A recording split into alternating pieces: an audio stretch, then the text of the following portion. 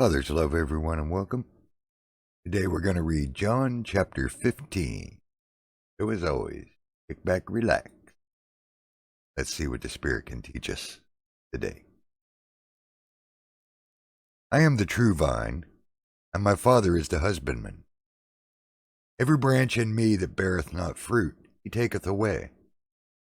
And every branch that beareth fruit, he purgeth it, that it may bring forth more fruit. Now ye are clean through the word which I have spoken unto you. Abide in me, and I in you. As the branch cannot bear fruit of itself, except it abide in the vine, no more can ye, except ye abide in me. I am the vine, ye are the branches. He that abideth in me, and I in him, the same bringeth forth much fruit. For without me ye can do nothing. If a man abide not in me, he is cast forth as a branch, and is withered, and men gather them, and cast them into the fire, and they are burned. If ye abide in me, and my words abide in you, ye shall ask what ye will, and it shall be done unto you. Herein is my Father glorified, that ye bear much fruit. So shall ye be my disciples. As the Father hath loved me, so have I loved you. Continue ye in my love. If ye keep my commandments, ye shall abide in my love, even as I have kept my Father's commandments, and abide in his love. These things have I spoken unto you, that my joy might remain in you, and that your joy might be full. This is my commandment, that ye love one another, as I have loved you. Greater love hath no man than this, that a man lay down his life for his friends. Ye are my friends, if ye do whatsoever I command you. Henceforth I call you not servants, for the servant knoweth not what his Lord doeth. But I've called you friends, for all things that I have heard of my Father I've made known to you. Ye have not chosen me, but I've chosen you, and ordained you, that ye should go and bring forth fruit, and that your fruit should remain, that so whatsoever ye shall ask of the Father, in my name, he may give it to you. These things I command you, that ye love one another. If the world hate you, you know it had hated me before it hated you. If ye were of the world would love his own. But because you're not of the world, but I've chosen you out of the world, therefore the world hateth you. Remember the word that I said unto you, the servant is not greater than his Lord. If they have persecuted me, they will also persecute you. If they have kept my saying, they will keep yours also. But all these things will they do unto you, for my name's sake, because they know not him that sent me. If I had not come and spoken unto them, they had not sin. But now they have no cloak for their sin. He that hateth me, hateth my Father also. If I had not done among them the works which none other man did, they had not had sin. But now they have both seen and hated both me and my Father. But this cometh to pass, that the word might be fulfilled that is written in their law. They hated me without cause. But when the Comforter is come, whom I will send unto you from the Father, even the Spirit of truth, which proceedeth from the Father, he shall testify of me. And ye also shall bear witness, because ye have been with me from the beginning. All right, as always, do a little review.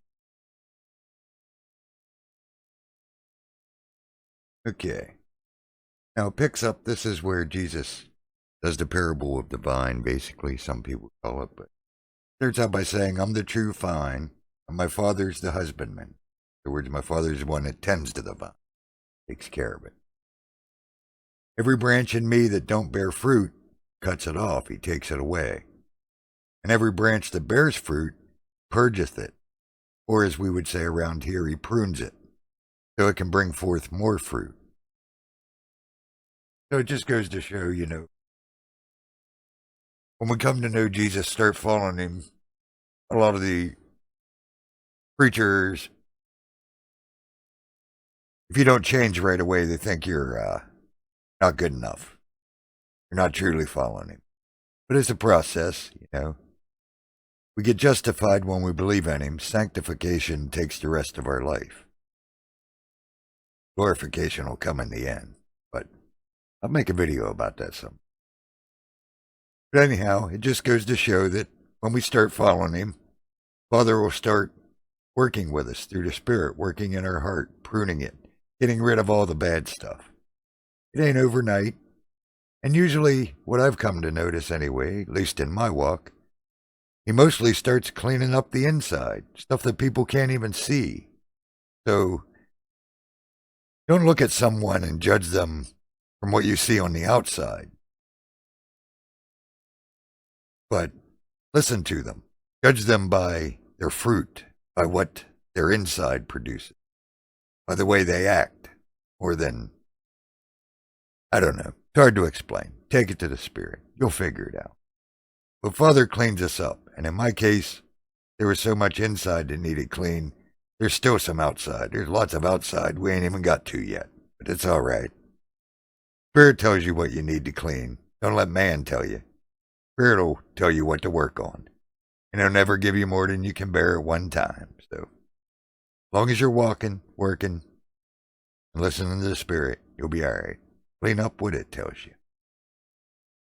Because we got to remember, he says right after that now you're clean through the word which I've spoken unto you. Or as Paul says, I believe it was Paul, your grace is sufficient. Same type thing. We're clean because of what he did, not because of what we do. But we get pruned, and, or as it says there, Father purgeth us, prunes us, cleans us the rest of our life through the Spirit. But we're already clean through his word that he spoke to us, as long as we are following his word. He goes on to say, if you abide in me and I in you, because you can't bear fruit. The branch can't bear fruit without the vine. Just like we can't bear fruit without him, our true vine. We need to be abiding in Jesus. We need him to be abiding in us. We need that Spirit in us, and we need to listen to what it's telling us. That's how we abide in it. People like to talk about being filled with the Spirit, but they sure don't like to talk about abiding in it. To abide in it means you do what it says. Then he says again, I'm the vine, you're the branches. If you abide in me and I in you, you'll bring forth much fruit. But without me, you can't do nothing. You can't do anything without that Spirit. We're not capable. But with that Spirit, we can do all things. We need the Spirit. We need to abide in him so that he abides in us. And we'll bear much fruit. We don't have to work for it. We don't have to. There's no formula. We will just bring forth much fruit. It's just the way it is. What kind of fruit? Who knows? Maybe you'll bring forth fruit by singing. Maybe you'll show your fruit by painting. Maybe by doing a video. Maybe by Bible readings, teaching, preaching, healing. Who knows? That's between you and the Father. The Father knows your job. I don't. But you'll bear fruit. You'll bear much fruit as long as you abide in him and him in you. But without him, you ain't going to bear any good fruit. Might be able to fake a little fruit, people that have no discernment, but you can't bear good fruit without him. Can't do nothing. And if a man abides not in me, he's cast forth like a branch. It withers up, and men gather him up and put him in the fire, use him for kindling, burn him up. You don't want to not abide in him. Not a good thing. You don't want to just wither up, dry up, and cast away. When you can live forever in someone who loves you more than you could ever imagine and wants nothing but what you want. As long as what you want is righteous and holy and loving. And if you abide in me, and my words abide in you, ye shall ask what you will, and it shall be done unto you. Because that's how my Father will be glorified. You're going to bear so much fruit. That's how you'll be my disciples, tells them. Once again, it's all about abiding in him and his words abiding in you, knowing what he taught, knowing what he said, knowing what he told us to do. It has to abide in us. It has to be everything to us. I mean, why shouldn't it be? You claim to believe he is who he said he is. You claim you're saved. You claim you believe he came, was born of a virgin, the Son of God, died, and on the third day rose again. Claim you believe all that. Why wouldn't you want to listen to him then?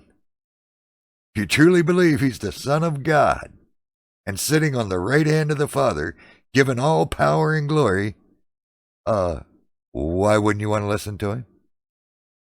I can't quite figure that out.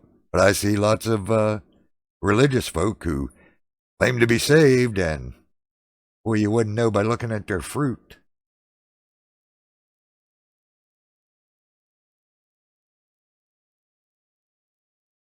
And then he says, just like the Father loved me, that's how I loved you. So continue in my love. Remember how much I loved you. Continue in it. Don't forget it. Continue in it. He loved us enough to die for us. A horrible death. Continue in that love. There's no greater love. Well, we'll get to that. And then, a verse that most people don't like to hear, that think they can say a magic poem and everything's okay. If ye keep my commandments, you abide in my love. This is how we abide in him. We keep his commandments, just like he kept his Father's commandments, and abides in his love. He abides in the Father's love by doing the Father's will, keeping his commandments.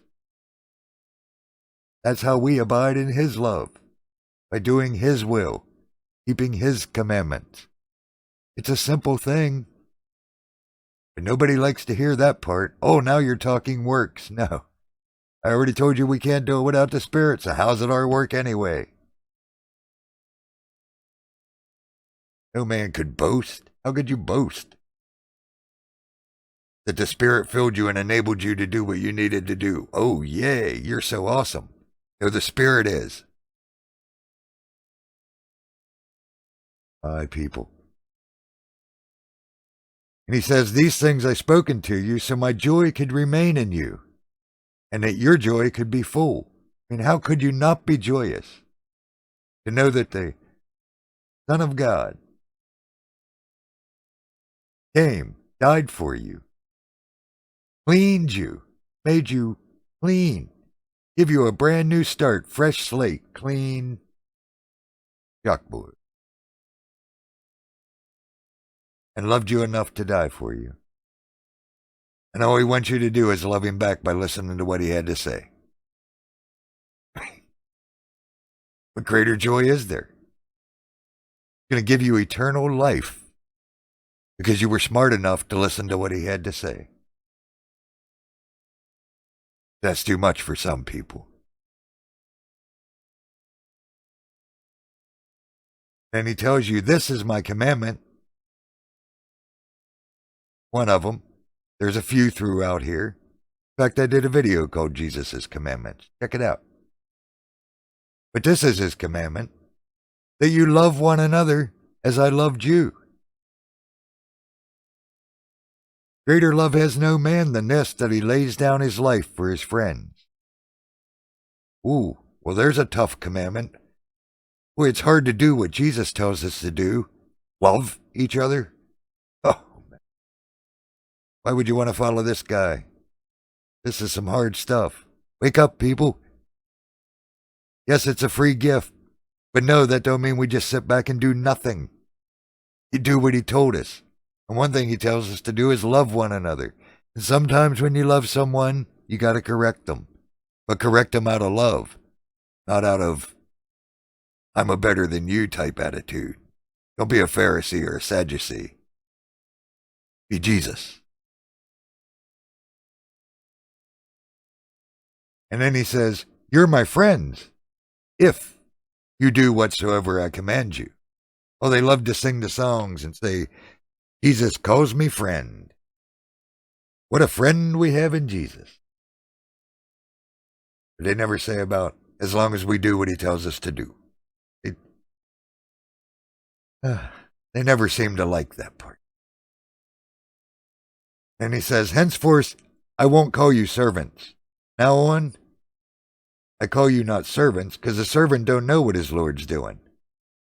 But I call you friends, because everything the Father told me, I've told you. You know everything I'm doing. We are friends. You're not my servant. And remember, you didn't choose me. I've chosen you and ordained you so that you can go forth and bring forth fruit, and that your fruit will remain. That whatever you ask of the Father in my name, he may give it to you. Once again, telling him, I will call you friend now. You know everything I'm doing. And remember, I chose you and ordained you so that you can bear fruit, because that's how the Father gets glorified, remember? By us bearing much fruit. And our fruit will remain. And whatever we ask of the Father in my name, he may give it to you. Now again, this isn't so we can get a Lamborghini or a new TV. Because if we're truly following his Spirit, why would we be asking for the worldly crap anyway? This is spiritual stuff, not worldly. If you ask for someone to be healed in his name, and you're truly following him, they'll be healed. No, I'm not saying in a show. I'm saying privately. Like I have friends that have cancer and other things. I pray for them. And I have faith that they'll be healed because I'm asking in his name. They don't have to know I'm praying for them. Nobody has to know. That's when it gets to be a show, a pride type thing. Don't twist the scriptures. They're pretty simple. Because if we are abiding in him, then anything we're going to ask for is the Father's will. If we're asking for something that the Father wouldn't want, we're not in him anyway. You know what I'm trying to say? And he tells them again, these things I command you, that ye love one another. Again, that tough stuff. We got to love each other. Got to be kind. Got to uplift. And sometimes we have to correct. But we only correct after we've uplifted. If correction's needed, it's going to fall on deaf ears if you haven't praised them and uplifted them and helped them and walked with them and spent time with them first and encouraged them. Then maybe they can hear correction. No one likes to hear correction. But we need correction. We're humans. We screw up. It's what we do best. Be glad if someone loves you enough to try to correct you. Don't say, oh, see, we're told to love each other. That's not loving. That's not loving. Yeah, that is loving. Exactly what love looks like. Father's corrected me many times, but I don't doubt his love one single bit. Not a smidgen. That shows me his love. He cares enough to fix me. Then he goes on to tell him, if the world hates you, don't worry, remember, it hated me before it hated you. And if he is of the world, it'd love you, because it loves its own. But because you're not of the world, and I've pulled you out of the world hates you. You know, there's only two sides. His and the ruler of this world, the enemies. So if you're his, the enemy hates you. And if you're the enemy's, oh, he'll love you. He'll give you anything you want. He'll give you. You want your Lamborghinis and the new TV and the fancy house? Hop on over to the other side. He'll give you all that good stuff. And he'll watch you burn when it's all over. He'll drag you right down with him. So go ahead. You want the worldly stuff, go ahead. I ain't saying you won't get blessed over here with things. But if you want to name it and claim it, or send in your seed offering, go ahead and give that to the enemy. He'll be happy to take it. You can name and claim whatever you want. He'll be happy to give it to you. He'll even pretend to be the real guy. He'll act like an angel of light. You'll think you're doing the right thing when you follow him long enough. Go ahead. Not talking worldly stuff. Not of this world. Ain't nothing in this world. Nothing that matters.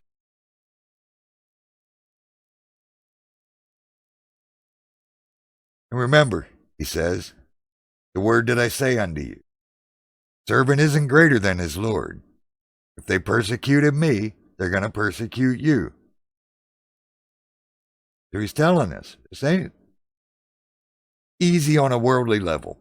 You'll be hated. You're going to be persecuted. You're going to be called all kinds of things. You're going to be talked about. Videos will be made about you. Who knows what's going to happen? Who cares? Are they nailing you to a cross? Are they whipping you?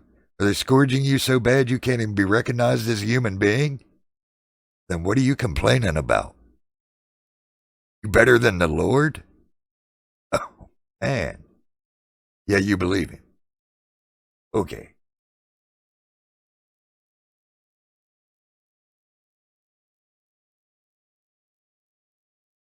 He says, if they kept my saying, they'll keep yours also. In other words, you come saying what I said, following me, teaching what I taught, proclaiming the kingdom, the good news, the gospel. And they believed me, they'll believe you. But they're going to do all these things to you for my name's sakes, because they don't know who sent me. In other words, they're going to persecute you, they're going to hate you, they may even kill you. It sure happened to a lot of the better ones that come before us, including the man whose book I'm reading right now, Mr. John. Killed him for his name's sake. Imprisoned him. All kind of stuff. All of them. Because they never knew the true Father. Right there it says it. Because they know not him that sent me. They never knew the Father. Oh, they thought they was worshiping God.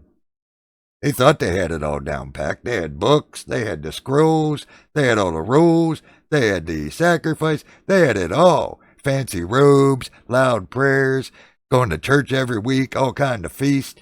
They had it all. They didn't know the Father.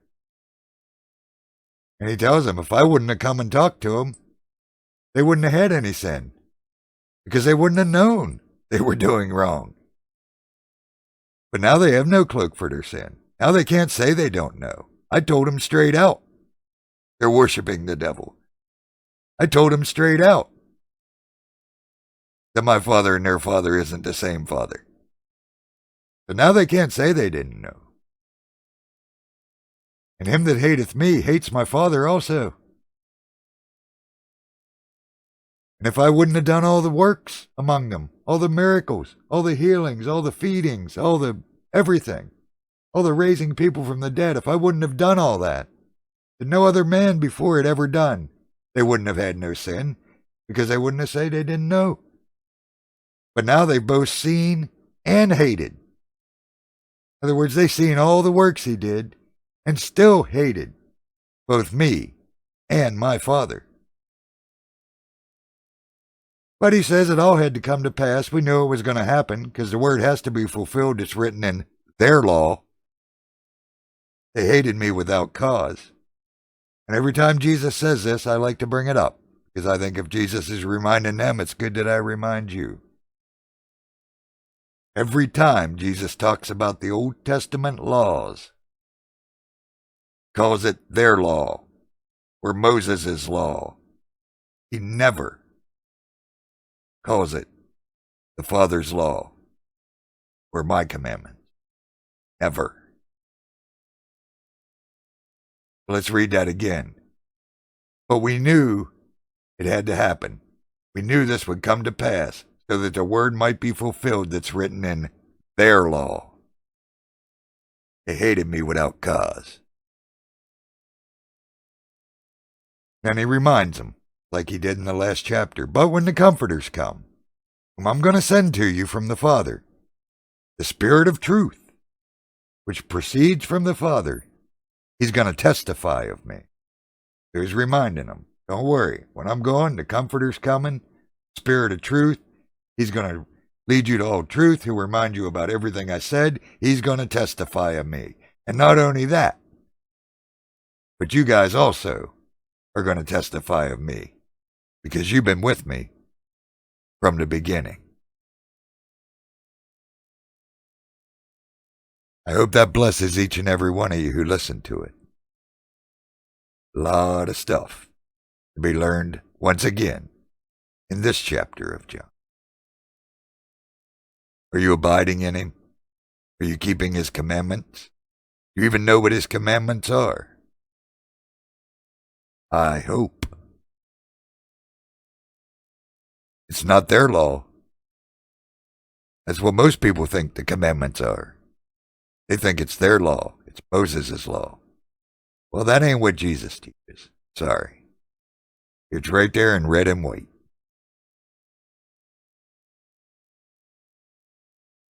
Don't forget to pray for the children, their fellow brothers and sisters all around the world, and for those still lost in this darkness, so that they too can come to the light.